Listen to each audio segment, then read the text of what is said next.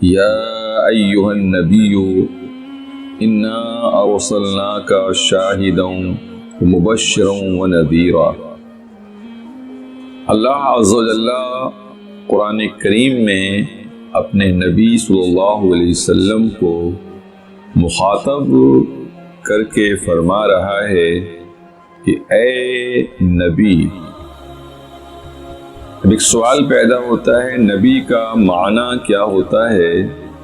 یاد رہے کہ نبی کا معنی ہوتا ہے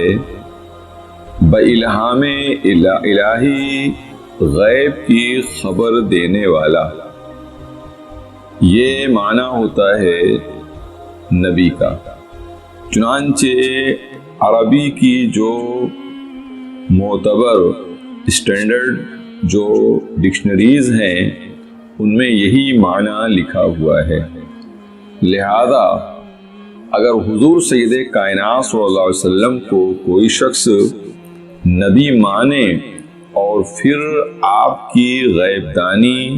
اور غیب بیانی کا منکر ہو تو گویا کہ وہ نبی کو نبی نہیں مان رہا ہے، اس لیے کہ نبی کے معنی با الہام الہی، غیب کی خبر دینے والا۔ چنانچہ اسی لیے اعلیٰ حضرت فاضل بریلوی مولانا احمد رضا خان اپنے مشہور زمانہ ترجمہ قرآن یعنی کنز الایمان فی ترجمۃ القرآن میں آپ نے جو ہے نبی کا معنی غیب بتانے والا ہی کیا ہے۔ تو اب معنی ہوا کہ اے غیب کے بتانے والے پیغمبر نبی، انا ارسلناک شاہدا ومبشرا ونذیرا، بے شک ہم نے تم کو حاضر و ناظر بنا کے بھیجا ہے۔ تو یہاں پر شاہد کے معنی حاضر و ناظر کے ہیں، جو موجود ہو اور جس کی نگاہ سے کوئی چیز چھپی نہ ہو۔ چنانچہ جو عربی کی اسٹینڈرڈ معتبر ڈکشنریاں ہیں، لغات ہیں، اس میں یہی معنی لکھا ہے کہ شاہد کا معنی کہ جو مشاہدہ کرے، خواہ وہ بصیرت سے یا بصارت سے، یعنی سر کی آنکھ سے یا دل کی آنکھ سے، تو صاحب مشاہدہ خواہ یہ بصارت یعنی اس کو یعنی دل کی آنکھ سے ہو یا سر کی آنکھ سے ہو تو اس کو شاہد کہا جاتا ہے۔ اسی لیے اعلیٰ حضرت فاضل بریلوی نے شاہد کا ترجمہ حاضر و ناظر کیا ہے، یعنی حضور سید کائنات صلی اللہ تعالی علیہ وسلم سے کوئی چیز کائنات کی نہ مخفی رہی ہے اور نہ قیامت تک مخفی رہے گی، بلکہ حضور سید کائنات صلی اللہ علیہ وسلم کائنات کو ایسے ہی دیکھتے ہیں، پوری کائنات کو، جیسے کوئی شخص ہتھیلی پر ایک رائی کا دانہ رکھے، تو جس طریقے سے دانے کا، رائی کے دانے کا کوئی حصہ جو ہے صاحب ہتھیلی سے چھپا ہوا نہیں ہوگا، یہی حال حضور سید کائنات صلی اللہ علیہ وسلم کا سارے عالم کے ساتھ، سارے سنسار کے ساتھ ہے۔ پھر حضور تو حضور ہیں، حضور نبی اکرم صلی اللہ علیہ وسلم کے غلاموں کے بارے میں آتا ہے حدیث شریف میں کہ ان کے غلام بھی صاحب کشف تھے، کہ دور دراز سے بھی حالات کا کئی 100 میل کی دوری پر ان کی نگاہ بصیرت جو ہے پہنچ جاتی تھی اور اپنے بصیرت سے مشاہدہ کر لیتے تھے۔ چنانچہ واقعہ ہے، کہتے عمر فاروق رضی اللہ تعالی عنہ ایک مرتبہ مسجد نبوی شریف میں خطبہ دے رہے تھے اور آپ رضی اللہ تعالی عنہ نے عین خطبے کی حالت میں فرمایا، یا ساریہ الجبل، یا ساریہ الجبل، یا ساریہ الجبل، اے ساریہ پہاڑ کے اوٹ میں آ جا، پہاڑ کے اوٹ میں آ جا۔ تو اب صحابہ حیران کی بتائیے، اصل میں معاملہ یہ تھا کہ حضرت ساریہ اس مسلمان فوجوں کو لے کر نہاون میں جنگ کرنے کے لیے گئے تھے، جو سینکڑوں میل کی دوری پر مدینہ شریف سے تھی۔ تو عین حالت خطبہ میں حضرت عمر فاروق کا یہ کہنا کہ اے ساریہ پہاڑ کی اوٹ میں آ جاؤ، پہاڑ کی اوٹ میں آ جاؤ، تو صحابہ حیران کہ اتنی دوری پر یہ جنگ ہو رہی ہے اور یہاں سے امیر المومنین اپنی فوج کو گائیڈ لائن دے رہے ہیں، ہدایت فرما رہے ہیں کمانڈر کو، اسلامی کمانڈر کو، سپہ سالار کو کہ پہاڑ کے اوٹ میں آ جاؤ۔ چنانچہ جب نماز ختم ہوئی تو صحابہ نے پوچھا کہ حضور واقعہ کیا ہے جو آج آپ نے اس خطبے میں یا ساریہ الجبل فرمایا؟ تو حضرت عمر فاروق نے فرمایا کہ مسلم فوج جو ہے شکست سے دوچار ہو جاتی اگر میں اسے گائیڈ لائن نہ دیتا، چنانچہ میری گائیڈ لائن کو ان لوگوں نے سماعت کیا۔ اب آپ بتائیے کہ کہاں مدینہ شریف حضرت عمر فاروق خطبے کی حالت میں جنگی محاذ پر کیا فوجیوں کے ساتھ صورتحال ہے اس کا آپ نے یہاں سے مشاہدہ کر لیا اور آپ نے گائیڈ لائن دے دیا۔ تو صحابہ سے آپ نے بتایا کہ بھائی معاملہ یہ تھا۔ چنانچہ اب وہ مسلمانوں کی فوج جو ہے وہ غالب آ گئی، فتح یاب ہو گئی۔ چنانچہ جب نہاون سے صحابہ کرام مسلم فوج جب واپس آئی تو صحابہ کرام نے پوچھا کہ کیا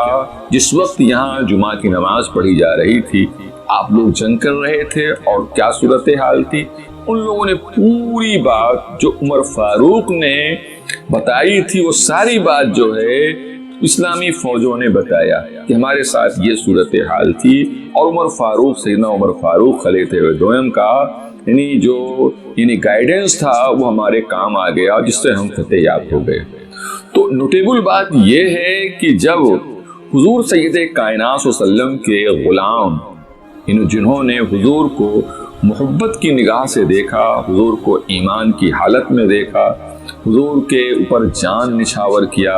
حضور پہ اپنا سب کچھ قربان کیا، جب ان کی نور نگاہ کا یہ عالم ہے، ان کی بصیرت کا یہ عالم ہے، سوچو کہ سرکار کا عالم کیا ہوگا۔ اور پھر یہ تو سیدنا عمر فاروق ہیں، خلیفہ دوم ہیں اور حضور سید کائنات صلی اللہ علیہ وسلم کے قریبی ہیں، بلکہ یوں کہیے کہ پوری امت میں دوسرا درجہ ہے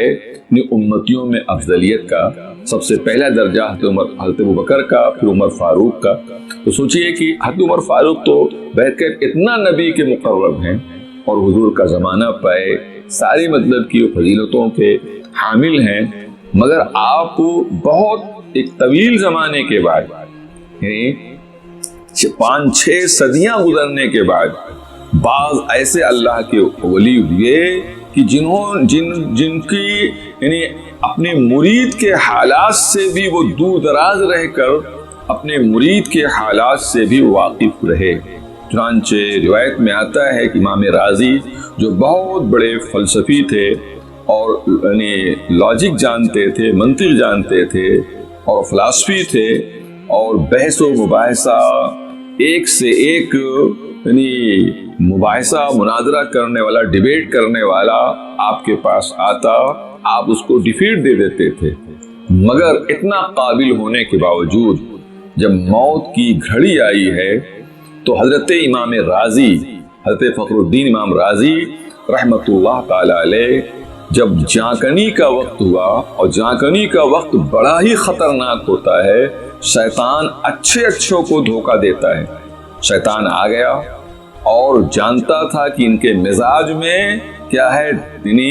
استدلالی مزاج ہے، یہ حجتی ہیں، یہ مناظر ہیں، مباحث ہیں، مباحثہ کرتے ہیں۔ چنانچہ سوچئے کہ موت کا وقت ہو اور پھر کوئی بحث کرنے آ جائے تو اس کے لیے کتنی دشواری ہے، جبکہ وہ اتنی ٹائم وہ بات بھی نہیں، مگر نہیں، امام رازی کا ایمان سلب کرنے کے لیے شیطان کم وقت آ گیا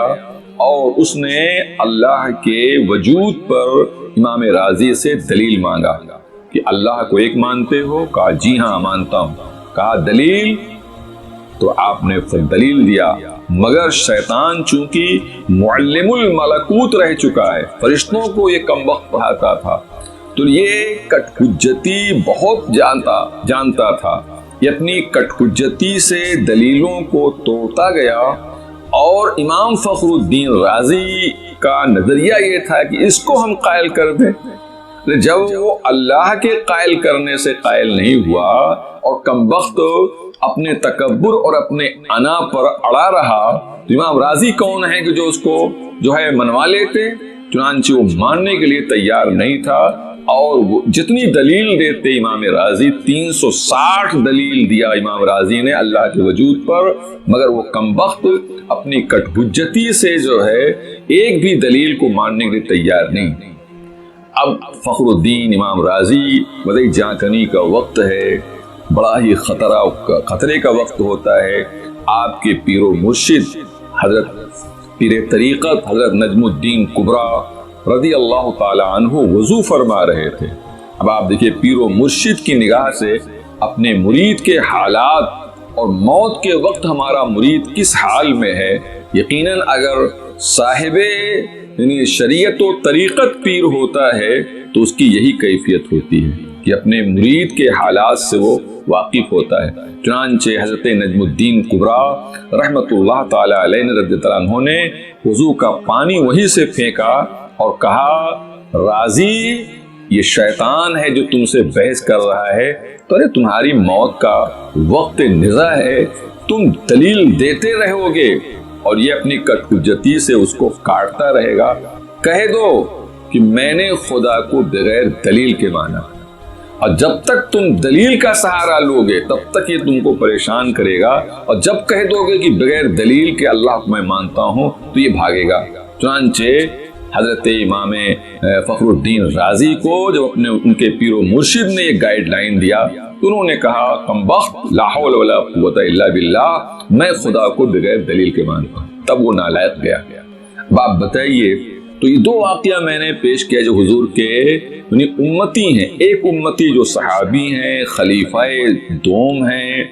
اور حضور نے ان کو فاروق کا خطاب دیا، ایک واقعہ میں نے ان کا پیش کیا، اور ایک حضور کے ایسے امتی کا جو 5 صدی کے بعد جو پیدا ہوئے، ان کا واقعہ پیش کیا۔ تو اس طرح سے جب امتیوں کا یہ عالم ہے تو سوچو کہ نبی کا عالم کیا ہوگا۔ لہذا اور کوئی غیب کیا، تم سے نہا ہو بھلا، جب نہ خدا ہی چھپا تم پہ کروڑوں درود۔ تو اللہ کے رسول صلی اللہ علیہ وسلم حاضر و ناظر ہیں، حاضر و ناظر ہیں۔ شاہد کا معنی ہی یہی ہوتا ہے۔ ایک بات یاد رہے کہ رسالت، حضور کی رسالت کو ماننا اور حضور کے حاضر و ناظر کو نہ ماننا، گویا کہ مکمل طور پر وہ حضور کی رسالت کو نہیں مانتا، اس لیے کہ اللہ تعالیٰ نے ارسلناک فرمایا ہے، یعنی یا ایھا النبی انا ارسلناک شاہدا و مبشرا۔ تو معلوم ہوا ہے کہ نبی کے یعنی شاہد ہونے سے رسالت کا یعنی ریلیٹڈ ہے۔ جب تک حضور کو حاضر و ناظر کوئی نہیں مانے گا تب تک وہ کما حق حضور کو رسول بھی نہیں مانتا۔ اللہ تعالیٰ نے اس لیے ارسلنا فرمایا ہے۔ ارسلنا رسالت، ارسلنا رسول، مرسل سب ایک ہی مادے سے ہیں۔ لہذا معلوم ہوا کہ حضور کی رسالت کا ماننے کا مطلب یہ ہے کہ حضور کو حاضر و ناظر مانا جائے۔ یہ دو لفظ انا ارسلناک شاہدا و مبشرا پر دلیل ہے۔ اللہ فرماتا ہے، اے نبی ہم نے تم کو شاہد یعنی حاضر و ناظر بنا کے بھیجا ہے اور مبشر بنا کے بھیجا ہے۔ مبشر کے معنی ہوتے ہیں خوشخبری دینے والا، تو حضور مبشر ہیں۔ کیا جو ایمان لائے اللہ پر، رسول پر، ملائکہ پر، آسمانی کتابوں پر اور فرشتوں پر، قیامت پر، تقدیر پر اور قیامت کے دن میدان محشر میں یعنی جانے پر، یعنی قبروں سے اٹھ کر جانے پر، جو ان تمام چیزوں پر ایمان لائے اور اس ایمان پر قائم رہتا ہے، تو حضور اس کو جنتی ہونے کی بشارت دیتے ہیں۔ تو مبشر کا مطلب یہ کہ حضور اپنے امتیوں کو جو ایمان لاتے ہیں اور ایمان پر قائم رہتے ہیں، حضور ان کو جنتی ہونے کی بشارت دیتے ہیں، اور وہ نذیرہ اور نذیر بنایا ہے کہ جو لوگ ایمان نہیں لاتے ہیں حضور ان کو جہنم کے عذاب سے ڈراتے ہیں۔ کہیں کہیں بشیروں و نذیرہ آتا ہے، دونوں مفہوم ایک ہے۔ مبشر کے معنی خوشخبری سنانے والا، جو نبی کا اللہ اور اس کے نبی پر ایمان لایا، اطاعت گزار ہو گیا، اس کے لیے حضور مبشر اور بشیر ہیں، اور جو ڈینائی کیا، انکار کیا اور وہ ایمان نہیں لایا، اس کے لیے حضور منذر ہیں اور نذیر ہیں۔ پھر اللہ تعالیٰ فرماتا ہے وَالدَّاعِينَ إِلَى اللَّهِ بِإِذْنِهِ، وَالدَّاعِينَ إِلَى اللَّهِ بِإِذْنِهِ، اور اے نبی صلی اللہ علیہ وسلم، اللہ نے تم کو جو ہے اپنی طرف بلانے والا اپنے حکم سے بنا کر بھیجا ہے، کہ داعی اللہ، اللہ کی طرف اللہ کے بندوں کو اللہ کے حکم سے بلانے والے، وَسِرَاجًا مُنِيرًا، وَسِرَاجًا مُنِيرًا، اور جو ہے روشن کرنے والا اللہ نے تم کو اے نبی صلی اللہ علیہ وسلم آفتاب بنا کے بھیجا ہے۔ آفتاب، سراج کے معنی آفتاب، اور پھر سراج تو یوں ہی روشن ہوتا ہے، آفتاب تو یوں ہی روشن ہے، اور اللہ تعالیٰ نے فرمایا منیرا، ایسا آفتاب بنا کے بھیجا ہے کہ جو دوسروں کو بھی روشن کر دیتا ہے۔ چنانچہ جو بھی حضور نبی کے وسلم سے قرب حاصل کرتا ہے وہ بھی صاحب تنویر ہو جاتا ہے۔ پھر اللہ تعالیٰ فرماتا ہے وبشر المؤمنین بأن لهم من اللہ فضلا کبیرا، اے نبی صلی اللہ علیہ وسلم خوشخبری سنا دو مومنوں کو خوشخبری سنا دو کہ بے شک ان کے لیے اللہ کی طرف سے بڑا فضل ہے۔ یقیناً مومن کون ہے؟ جو حضور کو اللہ کا رسول مانے، اور رسول مانے تو یہ بھی مانے، نبی مانے، رسول مانے، اور نبی مانے تو نبی کو غیب داں مانے، اور رسول مانے تو رسول کو حاضر و ناظر مانے، مبشر مانے، نذیر مانے، اور سراجم منیرہ مانے، داعی اللہ مانے۔ جب ان تمام چیزوں کو مانتا ہے تو اللہ تعالیٰ فرماتا ہے کہ ایسے مومنوں کو اے نبی خوشخبری سنا دو، وبشر المؤمنین بأن لهم من اللہ فضلا کبیرا، کہ بے شک ان کے لیے اللہ کی طرف سے بڑا فضل ہے۔ لہذا آج اگر لوگ چاہتے ہیں کہ کلمہ پڑھ کر اللہ کا فضل پائیں، اللہ کے فضل کے حقدار رہیں، تو حضور سید کائنات صلی اللہ علیہ وسلم کو جیسا ماننا چاہیے ویسا مانیں، یقیناً اللہ کا فضل شامل حال ہوگا۔ اور جیسا قرآن نے حدیث میں حضور کو ماننے کا سلیقہ اور طریقہ بتایا گیا ہے، اس طرح اگر نہیں مانیں گے تو اللہ کے فضل کے بھی مستحق نہیں ہوں گے۔ اللہ تبارک تعالی ہم سب کو اللہ کے رسول کی نبوت و رسالت کو ایسے ہی ماننے کی توفیق عطا فرمائے جس کا مفہوم قرآن و حدیث میں پیش کیا ہے۔ وآخر دعوانا ان الحمد للہ رب العالمین۔